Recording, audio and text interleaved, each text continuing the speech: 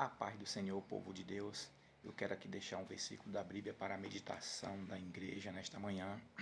A palavra de Deus está escrita ali no livro de 1 Pedro, capítulo 5, versículo 1 a seguir. Ali está escrito que o apóstolo Pedro, ali ele se declara como um presbítero, como demais.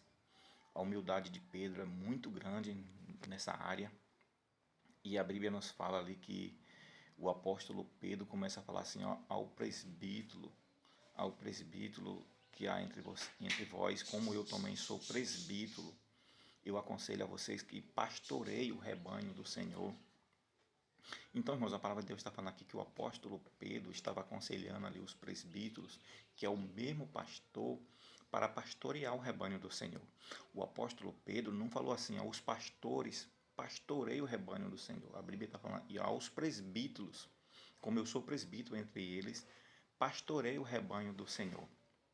Mas nós sabemos que não é dessa forma que acontece agora nesse século XXI, né, meus irmãos? Porque os pastores de hoje em dia esconde os presbíteros. Os pastores de hoje em dia não querem que os presbíteros dê bênção apostólica. Os pastores de hoje em dia não querem que os pastores batizem. Os pastores de hoje em dia não querem que os presbíteros dê santa ceia. Os pastores de hoje em dia não querem que os presbíteros sejam dignos de um salário, porque eles acham que o presbítero é menos do que um pastor. Mas nós sabemos que tanto o pastor e tanto como o bispo, até o bispo, são o mesmo presbítero. Nós sabemos que no Novo Testamento só nos menciona o nome de pastor somente uma vez, porque um foi dado para pastores, outro foi dado para bispo, outro foi dado para apóstolos, outro foi dado para evangelista.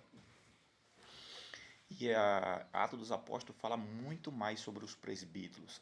O Novo Testamento fala muito mais sobre os presbíteros do que o pastor. O pastor só foi mencionado uma vez. E na Bíblia fala em Timóteo que o obreiro é digno do seu salário e que o presbítero ele tem direito ao salário e que não aceite nenhuma acusação contra o presbítero ou com uma ou duas testemunhas. Não aceitar a acusação como presbítero. O livro de Tiago também fala sobre o presbítero. Está alguém enfermo? Chame os presbíteros da igreja. A oração do justo ali curará os enfermos. E se alguém tiver cometido pecado, esse será curado. Mas ali é dado essa autoridade aos presbíteros.